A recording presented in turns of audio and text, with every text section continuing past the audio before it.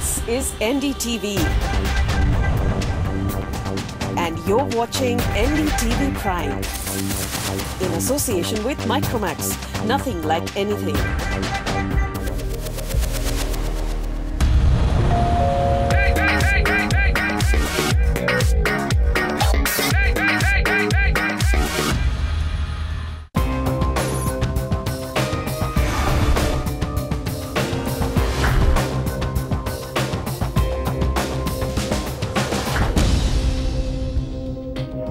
Property बाजार में निवेश की सटीक सलाह के साथ पेश है आपका पसंदीदा show property India.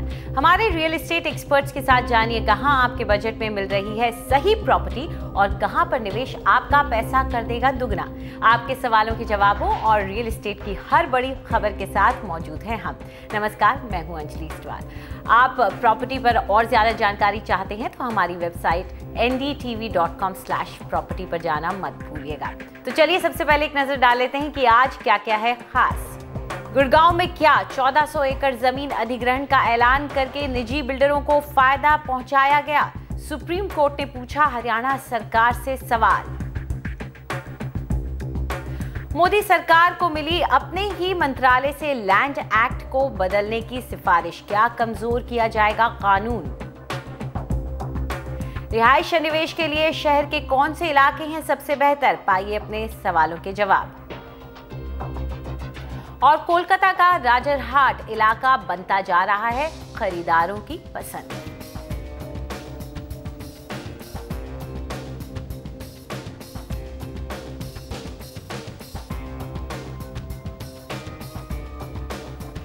Supreme court ने हरियाणा सरकार और गुड़गांव के कलेक्टर को 2009 में बिके करीब 1400 एकड़ जमीन की हर एक सेल डीड की जानकारी अदालत को देने को कहा है। ये सौदे निजी बिल्डरों और जमीन के मालिकों के बीच हुए थे, लेकिन सुप्रीम कोर्ट का मानना है कि जिस तरह से इन सौदों को किया गया उसमें सरकार ने जमीन अधिग्रहण के कानूनों का गलत इस्तेमाल किया है।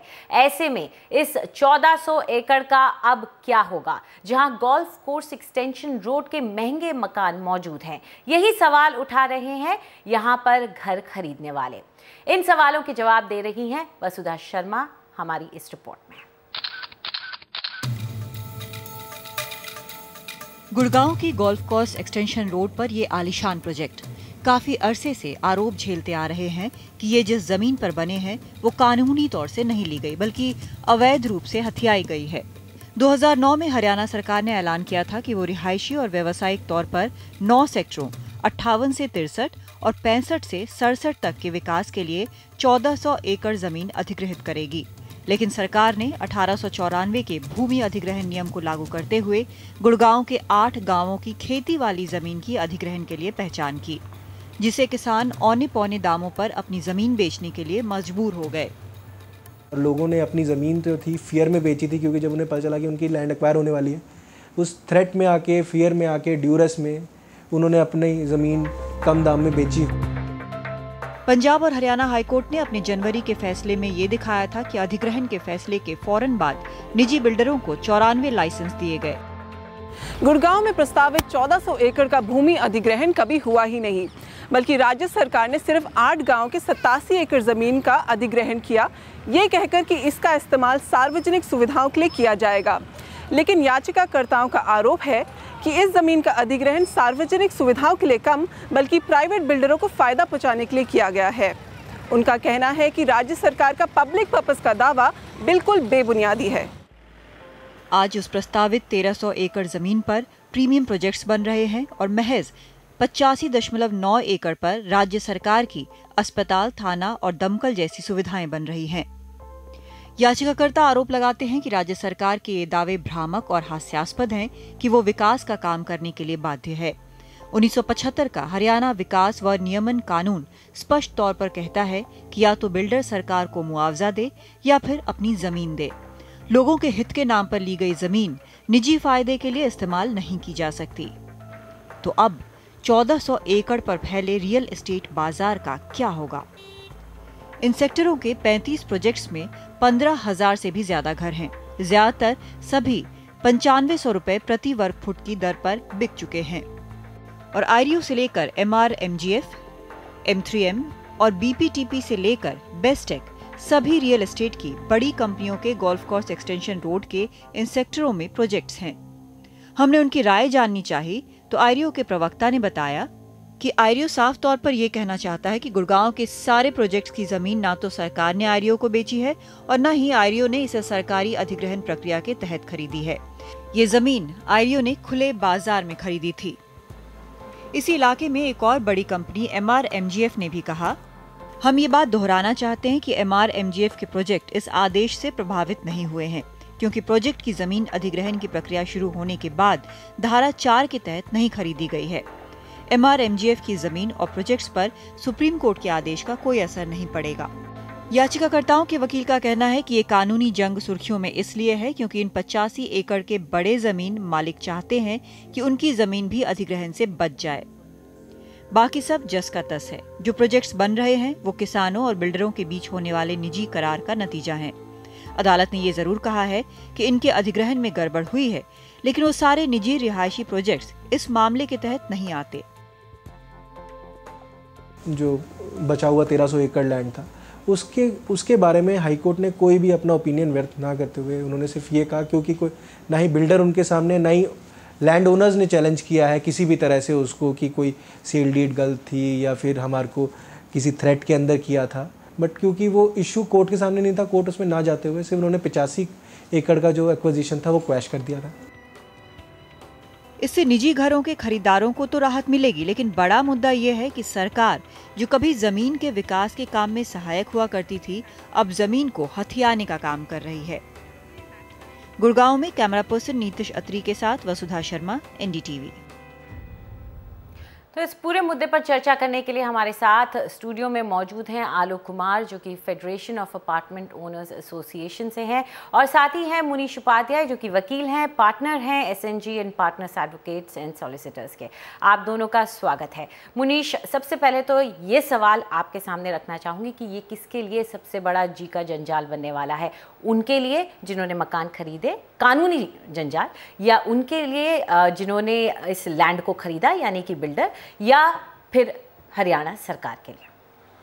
देखिए, अगर आप इस पूरे मैटर को देखेंगे तो इसमें अगर मैं इसको बहुत संक्षिप्त में बयान करूं तो वो ये है कि हरियाणा सरकार ने एक नोटिफिकेशन निकाली 2009 में, जिसमें उन्होंने कहा कि हम 1400 एकड़ लैंड को एक्वायर करेंगे पब्लिक पर्पस के लिए, और फाइनली 2012 में कुल 87 एकड़ के एक्विजिशन पे वो आ गए 1400 एकड़ से। तो बाकी की 1300 एकड़ लैंड कहाँ चली गई?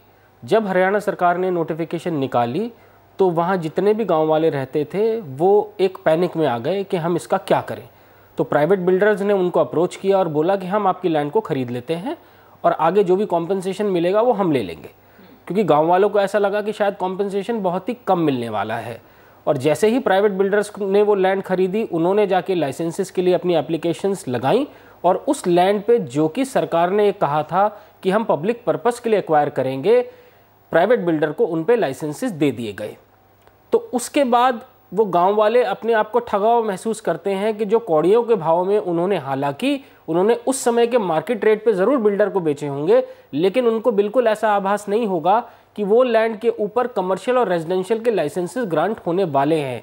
तो सुप्रीम कोर्ट ने जो पूछा है वो ये पूछा है कि किस तरीके से सरकार ने इस लैंड पे, जो कि उन्होंने डिक्लेरेशन ये दी थी, नोटिफिकेशन निकाली थी कि 1400 एकड़ पब्लिक पर्पस के लिए हम एक्वायर कर रहे हैं, उस पे कैसे प्राइवेट बिल्डर्स को 94 लाइसेंसेस दे दिए गए।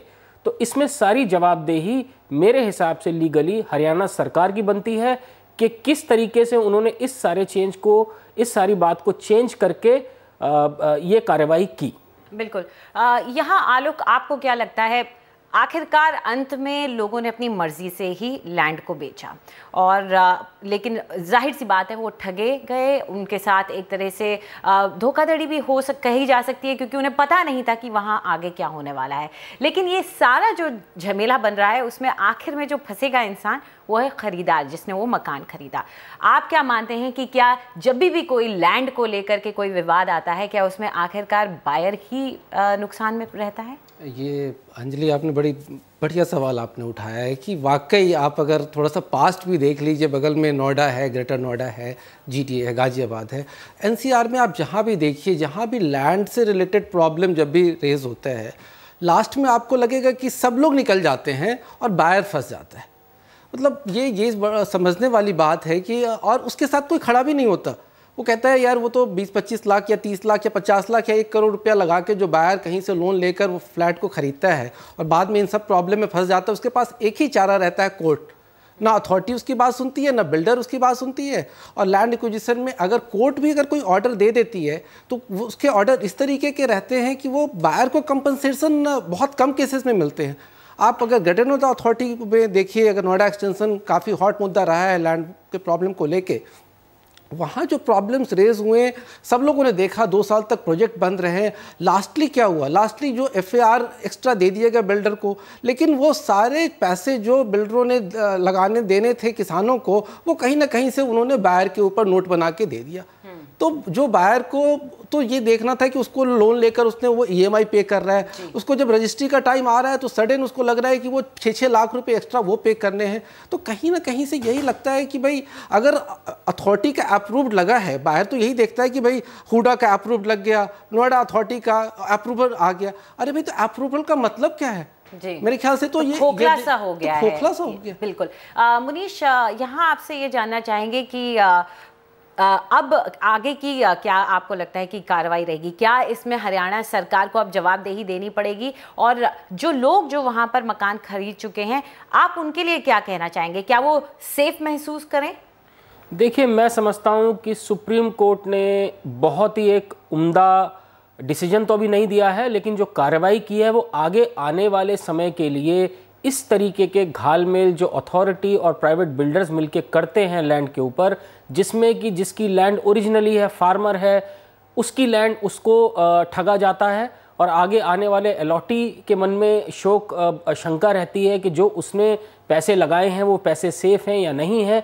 ये आगे आने वाले समय में सुप्रीम कोर्ट इस मैटर को देखते हुए अगर ठीक से सुनवाई करेगा, जो कि मुझे पूरी उम्मीद है जिस तरीके से इसमें सुनवाई हो रही है, तो आगे क्लैरिटी बहुत हद तक आ जाएगी।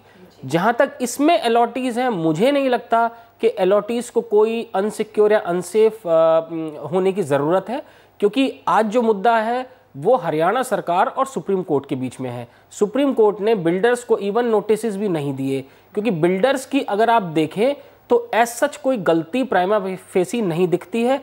उन्होंने उस समय जो भी मार्केट रेट था उस पे किसानों से खरीदा और आगे जाके पैसे पूरे पे करके सरकार से बाकायदा लाइसेंसेस लिए।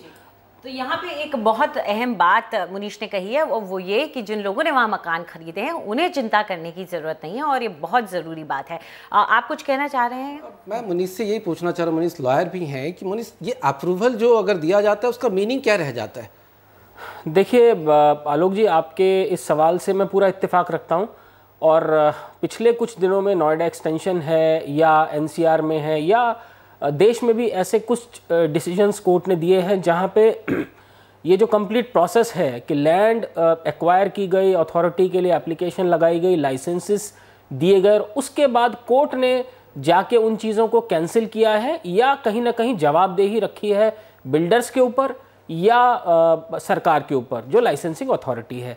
मैं समझता हूँ इन सारे सवालों का जवाब कहीं ना कहीं अब जो रेगुलेटर लाने की बात हो रही है उस पे जाके टिकेगी, जहाँ पे कोई ऐसी एक अथॉरिटी हो जो इन सारी चीज़ों को तरीके से देखे और समझे। क्योंकि लैंड और जो लैंड एक्विजिशन बिल भी है उस पे भी आप क्या मानते हैं कि जो खाका तैयार किया गया है जिसको लाना चाहते हैं, क्या वो सफिशिएंट है? अब तो ऐसा लग रहा है कि उसको भी किसी ना किसी तरह से कमज़ोर करने की कोशिश की जा रही है, चाहे वो इंडस्ट्री के फ़ायदे के लिए हो या लोगों के फ़ायदे के लिए हो, लेकिन कहा यही जा रहा है कि उसको थोड़ा डाइल्यूट किया जाए। आप क्या मानते हैं मुनीश? मैं ऐसा समझता हूँ कि land rehabilitation and reconstruction bill जो आज है, जिस स्वरूप में है, वो बहुत अप्रोप्रिएट है। वो इसलिए अप्रोप्रिएट है, डाइल्यूशन का मतलब क्या है? डाइल्यूशन का मतलब ये है कि जो प्रो इंडस्ट्री के लोग हैं या जो लोग हैं जो मार्केट से लैंड उठाना चाहते हैं, उनके लिए तकलीफ़ ये बन गई है जहाँ पे कुछ क्लॉजेज ऐसे हैं कि 80% या 70% कंसेंट ऑफ द विलेजर्स चाहिए जिससे पहले कि आप उनकी लैंड को ले पाएँ। मैं समझता हूँ ये बिल्कुल ठीक है, क्योंकि जिसकी लैंड आप ले रहे हैं गांव वाले की, वो तो सदियों से वहीं पे बैठा हुआ है। उसको आप 100 रुपये देने के बाद या जो भी मार्केट वैल्यू देने के बाद वो तो बेरोजगार हो गया ना। तो उसके उन लोगों की कंसेंट के क्लॉज को मेरे हिसाब से, मैं पर्सनली सोचता हूँ कि मेंटेन रखना चाहिए, इसको डाइल्यूट नहीं करना चाहिए सरकार को। मेरा मानना है मनीष कि अगर लैंड एक्विजिशन बिल अगर इतना टफ रहेगा तो ऑटोमेटिकली कॉस्टिंग लैंड की बहुत बढ़ती चली जाएगी, और कॉस्टिंग बढ़ेगी तो जो एक लो कॉस्ट हाउसिंग के लिए कभी भी गवर्नमेंट सोचती है वो कभी हो ही नहीं पाएगा। तो हमेशा फिर हाई एंड मकान नहीं बन पाएगा।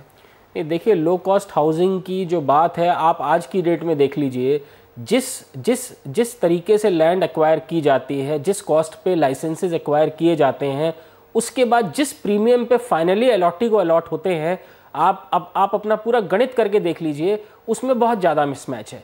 सरकार तो भी चाहे, अगर आप छोटे तबके के लिए मकान बनाना चाहते हैं तो आप अकॉर्डिंगली लैंड एक्ट के अंदर कुछ इस तरीके से सब्सिडी प्रोवाइड कर दीजिए, लेकिन जहां प्रीमियम सेगमेंट की बातें हैं वहां पे आप मार्केट फोर्सेस को मार्केट फोर्सेस के हिसाब से काम करने दीजिए। बिल्कुल। आलोक, यहाँ आपसे मैं जानना चाहूँगी, एक अपार्टमेंट ओनर हैं आप, एसोसिएशन का हिस्सा हैं, एक खरीदार होने के नाते आप क्या चाहते हैं कि जब आप मकान खरीद रहे हो तो किस तरह के चेक्स और एक ठप्पे उसके साथ आए जिससे इस तरह के जो झंझट हैं वो अब खत्म ही हो जाएं? पता है अंजलि, ऑलरेडी जो हर स्टेट का जो अपना एक्ट है उसमें काफ़ी कुछ क्लियरिटी है, लेकिन ये जो बिल्डर और डेवलपमेंट अथॉरिटी का जो साठगांठ है ना कॉलेज, वो बड़ा ज़बरदस्त रहता है। वो अपने जो रूल्स हैं उसको भी इम्प्लीमेंट नहीं करा पाती है अथॉरिटी।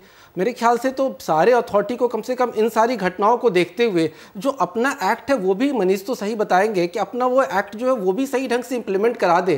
जो ट्रू डिस्क्लोजर है, डिक्लेरेशन है, कि आम आदमी को पता तो लगे कि उसका किस तरह से लैंड दिया गया है, किस तरह से उसको उसके जो सैंक्शन प्लान है उसके हिसाब से दिया जा रहा है या नहीं दिया जा रहा है। अब जनरली लोगों को पता ही नहीं होता है। मनीष इस बात का इत्तेफाक रखेंगे कि बहुत कम लोग हैं जो अपना फ्लैट खरीदने से पहले उनको पता होता है कि एक्चुअल सैंक्शन प्लान के हिसाब से उनका अपार्टमेंट बनेगा या बनना है। उनको पता भी नहीं कि सैंक्शन प्लान में कितना फ्लैट अप्रूव्ड हुआ है, कितना बनना है। वो स्टोरी दिखा देते हैं, पहले 12 बनते बनते हो जाता है 20। ये परचेजेबल FAR का जो मामला है वो तो ऐसा है जो रातों रात ही बदल जाता है, कुछ का कुछ हो जाता है। कहीं दिखाते हैं पार्क, वहाँ बन जाता है टावर। जी, कितने केसेस पेंडिंग हैं सारे। तो मनीष, आप क्या मानते हैं कि किस तरह की इम्प्लीमेंटेशन की ज़रूरत है? क्या लैंड एक्ट उसमें खराबी है, उसमें कमियां हैं, या लैंड एक्ट, माफ़ कीजिएगा, अपार्टमेंट एक्ट्स जो हैं वो ही सफिशिएंट नहीं है, सुदृढ़ नहीं है? देखिए, मैं समझता हूँ इसमें इम्प्लीमेंटेशन में प्रॉब्लम है। ऐसा क्यों है कि क्या हमने पहले ऐसा सुना था कि हर दूसरा हर तीसरा प्रोजेक्ट अल्टीमेटली कोर्ट के सामने, कोर्ट की टेबल पे पहुंच जाता है? इसका मतलब ये है कि कहीं ना कहीं प्रोसेसेस के अंदर कोई ना कोई कमी है। लॉज वैसे के वैसे ही हैं, एक्विजिशन वैसे के वैसे ही है, लैंड जो है वहीं की वहीं है, फिर ऐसी क्या दिक्कत है? मुझे ऐसा लगता है कि अचानक से इतना बड़ा जो रियल एस्टेट का कारोबार बन गया है, लोगों को भी ये ध्यान रखना चाहिए कि सब्ज बाग की तरह बिल्कुल आंखें बंद करके इन्वेस्टमेंट ना करें। देखें, तरीके से पढ़ें, देखें बिल्डर क्या लिख के दे रहा है, अप्रूवल्स वहाँ पे हैं या नहीं हैं, कितना बिल्डिंग सैंक्शन है, कंप्लीशंस हैं या नहीं है। और साथ में अथॉरिटी को भी ये ध्यान रखना चाहिए कि फाइनली ये जितनी भी है it is for public purpose only. जो एक घर है वो कोई ट्रेडेबल कमोडिटी ही नहीं है, ये लोगों की अल्टीमेटली एक ज़रूरत की चीज़ है। जी बिल्कुल। आप दोनों स्टूडियो में आए और इस चर्चा के में आपने हिस्सा लिया, इसके लिए बहुत बहुत शुक्रिया आपका। तो जाहिर तौर पर फ़िलहाल इस पूरी चर्चा में जो हमने देखा उसमें ये तो साफ हो गया है कि जिन लोगों ने वहाँ मकान खरीदे उन्हें चिंता करने की बात नहीं है, क्योंकि ये मामला अब जिसकी जवाबदेही बनेगी वो आखिरकार सरकार की है और हरियाणा सरकार की है, और इसमें हरियाणा सरकार को ही जवाब देना होगा कि आखिर उन्होंने ऐसा क्यों किया, क्या उनकी मंशा बिल्डरों को फ़ायदा पहुँचाने की थी या न थी।